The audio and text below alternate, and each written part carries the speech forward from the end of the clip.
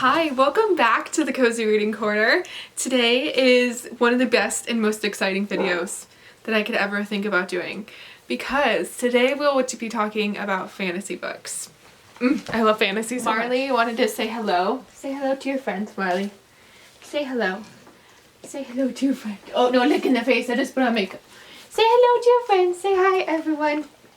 Welcome to the Cozy Reading Corner. I just had dinner. I just had some dinner. Oh, ew. Anyway, today I wore my Fourth Wing crew neck in preparation for this video, so obviously that's going to be one of the books that we will be touching base on. But today I'll just be going over the books in my physical collection that I love, the fantasy books that I recommend time and time again, so you have all my recs in one cohesive video and one cohesive place.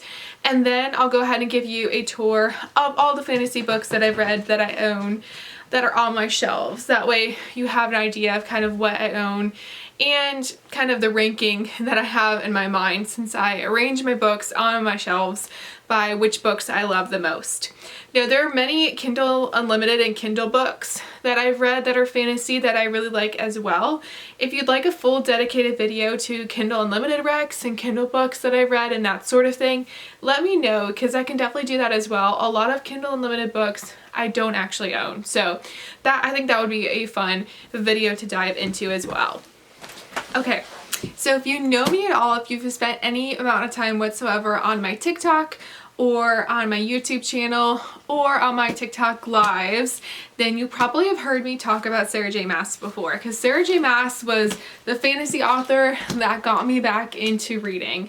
I read several books before Sarah J Maas, but as soon as I read ACOTAR, I was absolutely enthralled in her world and the worlds that she builds. But my favorite series by Sarah J Maas, hands down, has to be Throne of Glass, which I'm holding up right here. So I do have both the hardcover and paperback versions of Throne of Glass, which I'll show during the shelf tour video. But I do have the paperbacks right now here. Now, Throne of Glass is an epic fantasy series. It is technically young adult, but I think it kind of borders on it towards the later books.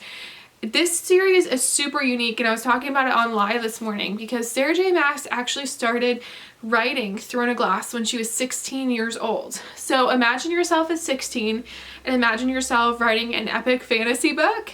And then imagine that series going on for a total of 8 books over the span of your teenage years, your young adult years, and into your 30s. And that's what Sarah J Maas kind of built with the Throne of Glass series. So her characters literally grew up with her, as well as her writing style and her world building and everything like that. So it's just so beautiful, and I think it's such a unique phenomenon today that we have an author that was really popular from her first book all the way through, and we get to actually watch her grow up with her characters and her writing style and her being an author, just growing into that.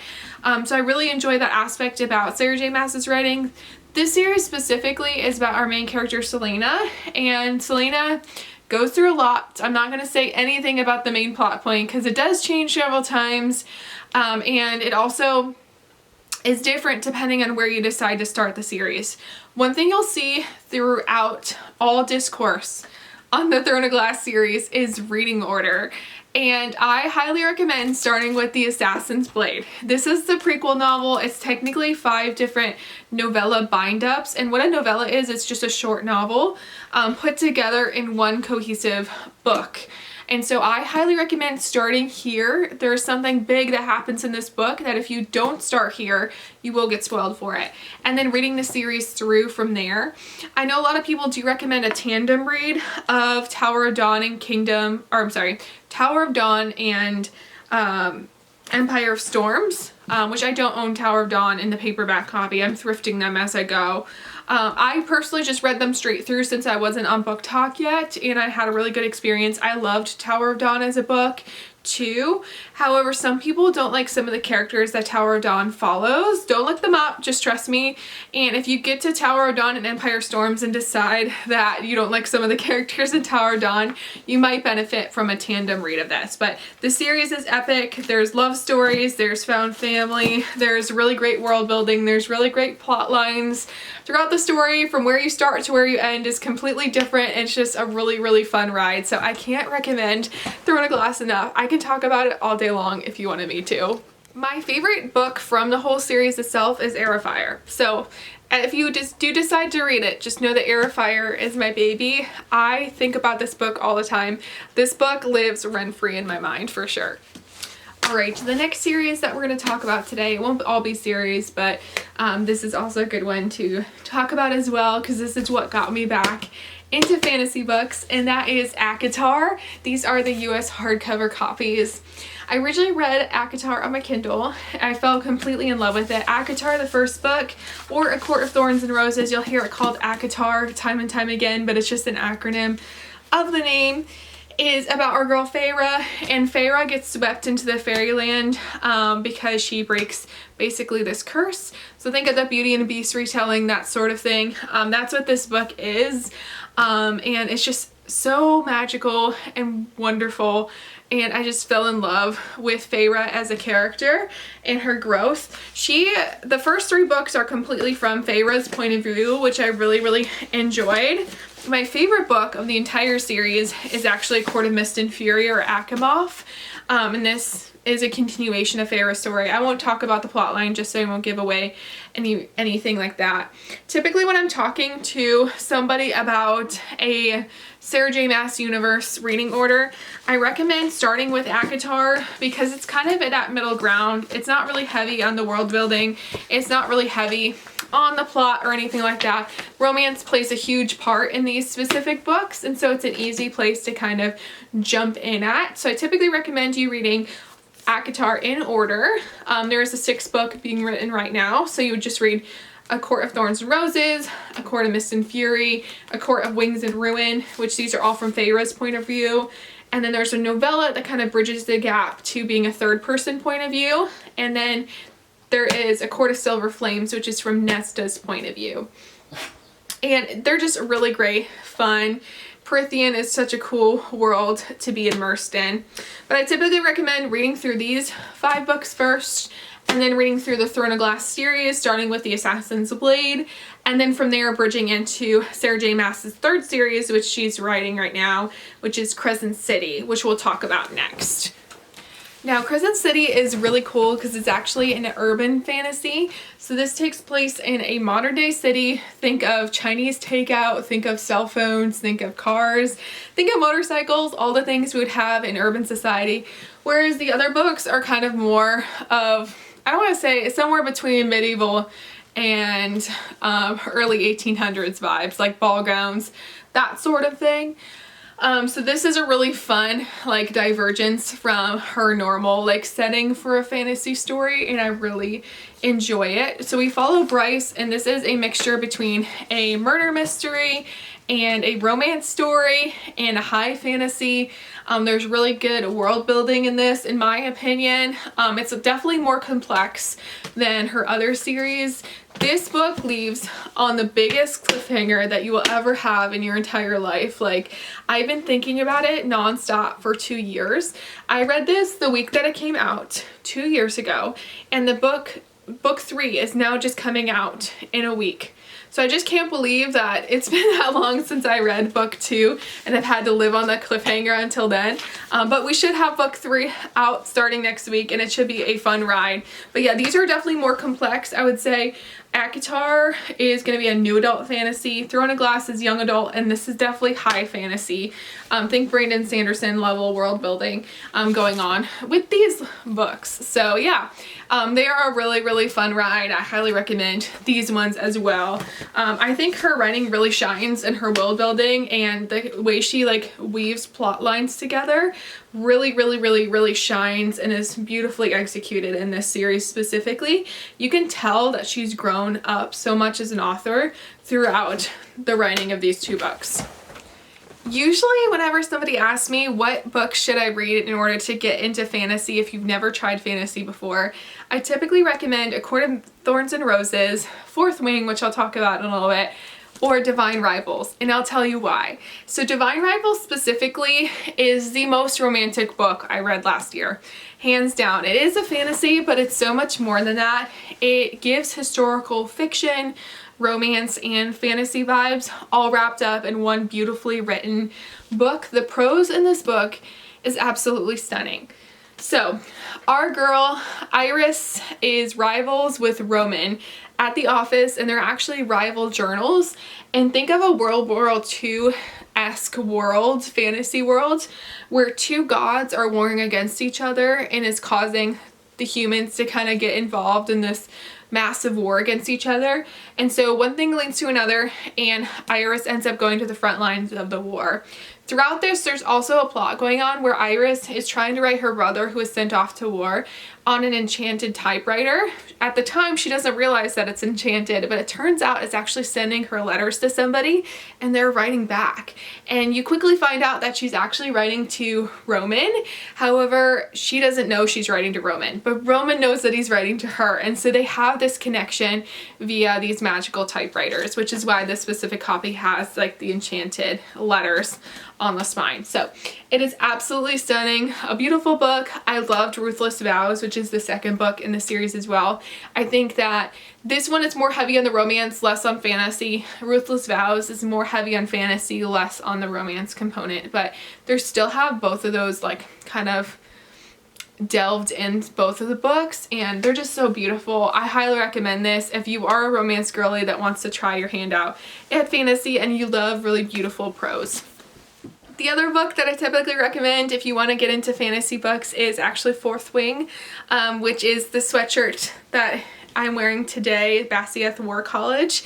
This is a dragon riding school. We're following our main character, Violet, who has a chronic illness, who gets thrown into this dragon riding college. She was supposed to be a scribe, but somehow she is thrust into this world of make it or die, essentially, for this dragon riding college, where a dragon has to choose you, and they typically only choose the strong. So it's basically her story making it through the dragon riding college. There's a subplot of romance, and there's different things that are happening throughout the book. I won't give anything away. This is the second book, Iron Flame. I've heard really mixed things across social media and YouTube about Iron Flame, and I will just throw it out there and say that I enjoyed this. I would say Fourth Wing was a little bit better as far as like I was more enthralled in Fourth Wing. This one drug on a little bit more, but this to me was a very traditional second book. I feel like a lot of times the second book can be a little bit slower, but I really enjoyed it as well.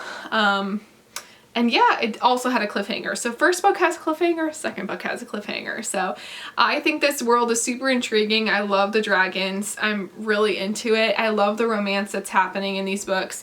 Is it the most beautiful writing in the entire world? No. It's pretty simple and attainable writing, but that's why I think that it's a good first romance or fantasy pick for most people, because the writing is so accessible. So just keep that in mind. It's not going to be the most well-rounded and Pulitzer Prize winning writing that you've ever read in your life, but I really do think that it is attainable writing, and it's an exciting story, and you'll just come to love the characters. Another fantasy author that I really do love her books, and I find myself gravitating towards them every single time a new one comes out, is Stephanie Garber. And Stephanie Garber has written 2 complete series up until this point. The first that you typically need to start reading is Caraval.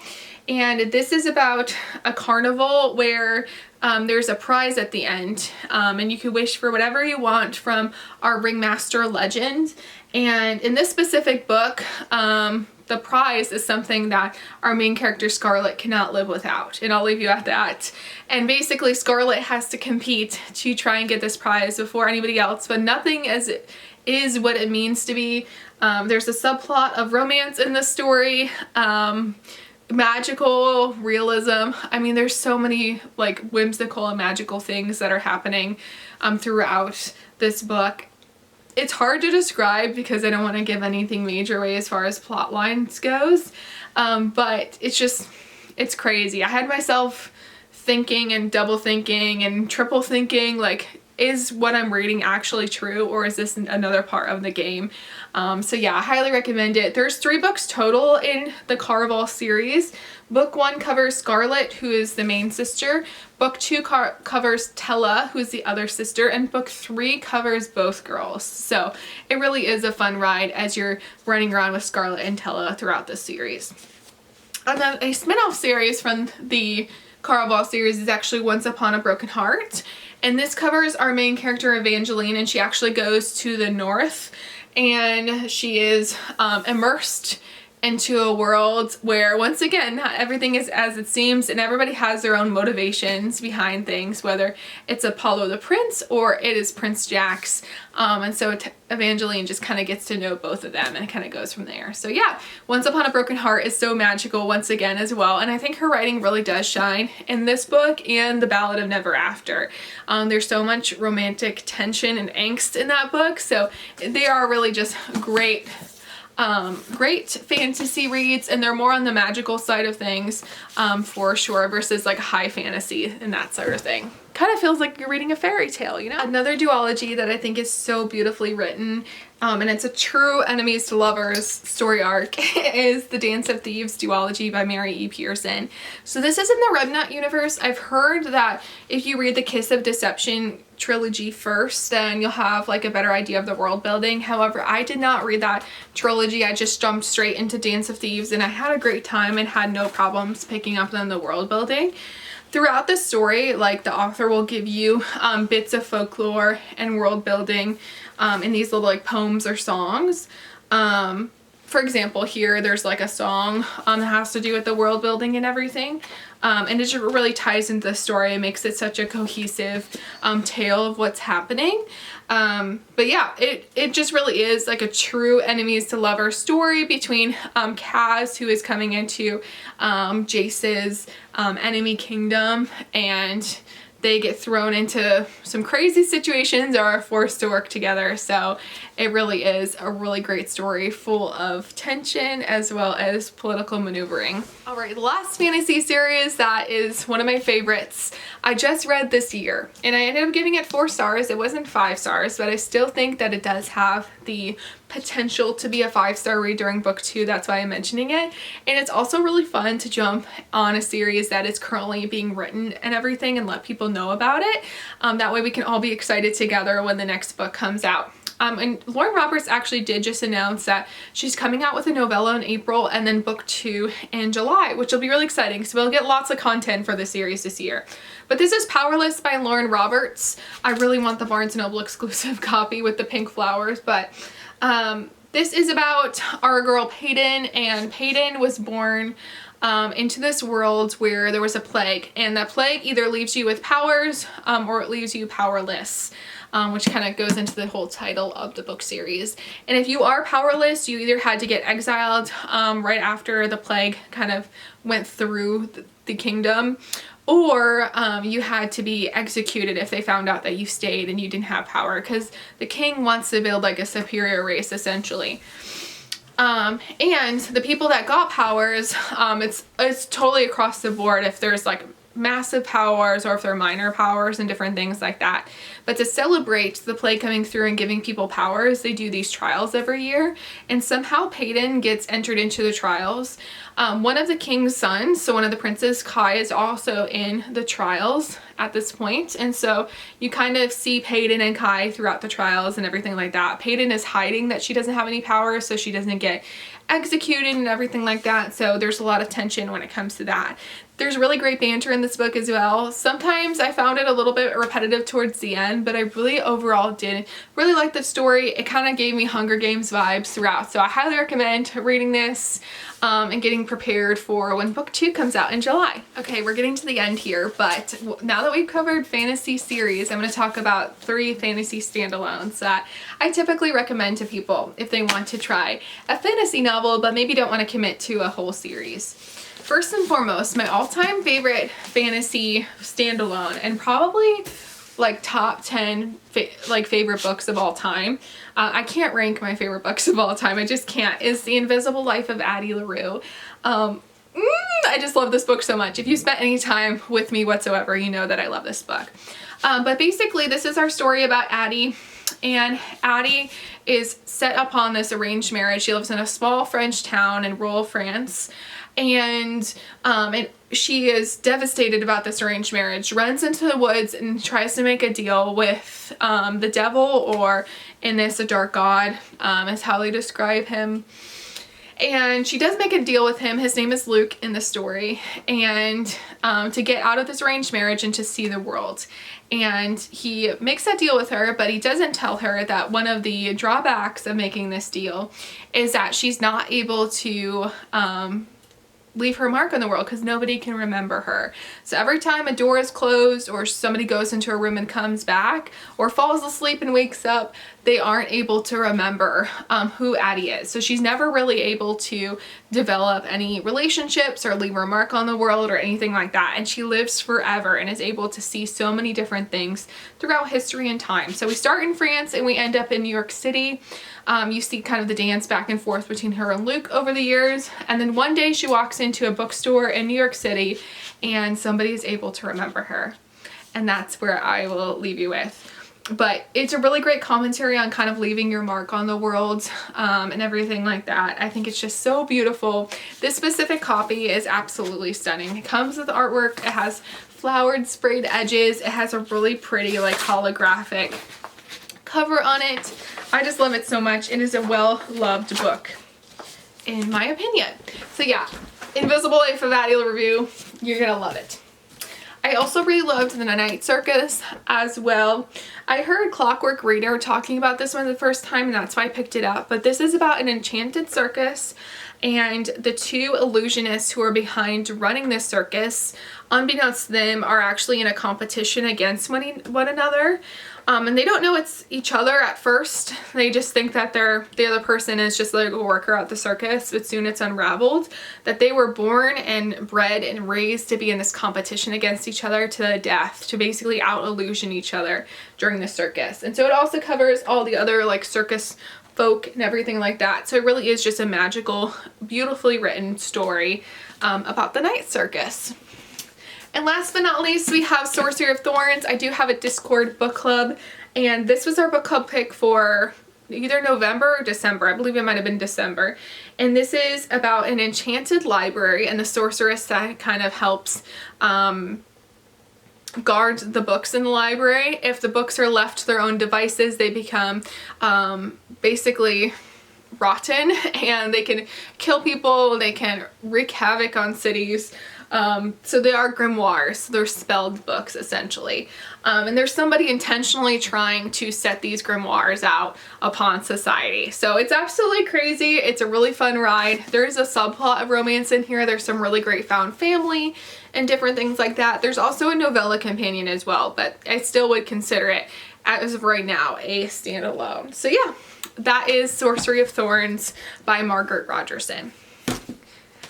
So yeah. This was a long video, both with me talking about all the fantasy books I like, because I could talk about it for literally days and days and days on end, as well as me showing you my bookshelves. So we're gonna jump into the bookshelf portion of this video, but feel free to leave any questions about any of the books I mentioned in the comments below. And thanks for watching. All right, just like with my romance video, I'm gonna go ahead and give you a tour of my fantasy shelves. So I have 3 dedicated fantasy shelves, so I'll take you through all 3 of them and kind of how I organize them and how they're situated. Once again, these are all the books that I've actually read. So if you're new here, I have a very large physical TBR. Once I've actually read that book off of my physical TBR, it finds a place on my shelves or it goes to a new home. So that's kind of my method to my madness. Let me show you my physical TBR while we're at it. Down here is my fantasy physical TBR, and then I have some on my book cart, which is like my immediate TBR. So these 3 piles are all fantasy books. So if you'd like a dedicated video for YouTube on every single book that's on my physical TBR, let me know. I'd be happy to do that for you. We definitely would have a lot of content for that. Okay, this is about as high up as my tripod goes, so this is what we're gonna have to work with angle-wise. But first and foremost, I do have this top shelf, and this is my favorite fantasy books. And so how my method to my madness on my shelves overall is I start from my favorites and just kind of go from there. Obviously fantasy is my favorite genre, so it gets top shelf quality. But my favorite fantasy series of all time, which I should have spoken about at the beginning of this video, is Throne of Glass. This is such an epic young adult fantasy series. I think the world building is beautiful. The character development from the first book until the end is beautiful. The subplots of romance are absolutely stunning. This series honestly lives rent-free in my mind. I can never stop thinking about it. I am planning on doing a full reread this year. So yeah, Throne of Glass is my ultimate favorite fantasy series of all time. These specific covers are the Juniper Prince books covers, so I'll link them down below in the description of this video. But they have some really beautiful covers for fantasy books and books in general, and I think that you'll really enjoy the artwork. But I love these. I had the original covers, I still do have them, the dust jackets for them with Barbie on the cover. I call them the Barbie covers, and I didn't love them, so I ended up purchasing these Juniper Print book covers, and I love them, which you can't really see here. Let me see if I can lift up. That's what they look like there. But yeah, those are the Throne of Glass hardcovers that I own. Okay, to the right we have my Throne of Glass paperback copies. I am thrifting these, so I don't have all of them yet. I'm missing Throne of Glass, Kingdom of Ash, and Tower of Dawn. But I got these specifically so that I could annotate them. I don't want to annotate my pretty hardcover copies, so the paperbacks will do. I love the new covers. I think they're so stunning, so I definitely wanted them. And I also have been really enjoying annotating the series over during my reread. So far I've only done The Assassin's Blade, which is one of my favorite books in the series. I just love Selena's beginning. I love all the shenanigans that she gets into this book. I love the love story, so I really enjoyed my read of that. So I do need to get Throne of Glass, Kingdom of Ash, and Tower of Dawn still. Okay, and then we get to the rest of Sarah J Maas's work. So we have her ACOTAR novels. These are just the original US hardcovers. And on top I have my bust. I named her Nesta. I feel like she gives me Nesta vibes. So Nesta sits on top of Silver Flames for that reason. I also do have 2 copies of Crescent City, soon to be a third, which I'm really excited about, or a third book in the series. I have the US hardcovers of Crescent City 1 and 2. That's just what I call them. And then I do have the Barnes & Noble exclusive copies of Crescent City 1 and 2 as well, which they are really stunning. They have no title on the front, so they're just the beautiful artwork, and I'm obsessed with these copies, but these are the paperback versions. Here is Hunt. Stunning. I also own the FairyLoot copy of Divine Rivals. This copy is absolutely stunning. It's got sprayed edges with enchanted letters on it. It's signed by the author. The artwork is the UK artwork, which I love. So I have this. I did order the copy of Ruthless Vows that matches this, so that'll come sometime this year. And then I also do have the Barnes & Noble exclusive of Ruthless Vows. Here is the Barnes exclusive of Ruthless Vows. I do also want the white version though, because I really do like the white covers as well. Last but not least, I do have the 3 Harry Potter MinaLima editions. There's only 3 out so far. These are really fun, like pop-up books. You should definitely go take a look at them and play with the pop-ups if you can at Barnes & Noble. I love them so much. But yeah, that is my top shelf fantasy picks. Those are the books that I really couldn't live without.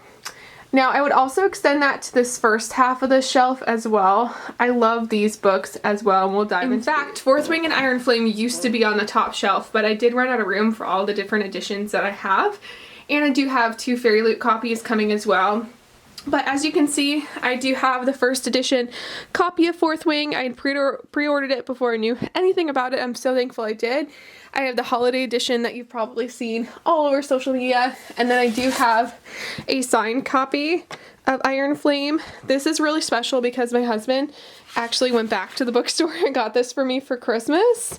I saw it and I panicked and didn't buy it, and I regretted it. And he went back for me, which is very kind. There are some printing errors in this specific copy though, so I did keep my original Iron Flame copy here that was printed in the US, just so I had a copy that was without any sort of printing errors. And then I do have a bookmark from my friend Lacey there as well. Next we have my magical books. I have the Caraval series by Stephanie Garber, which I should have spoken at length about the Caraval and Once Upon a Broken Heart series. And then I do have the Once Upon a Broken Heart series here.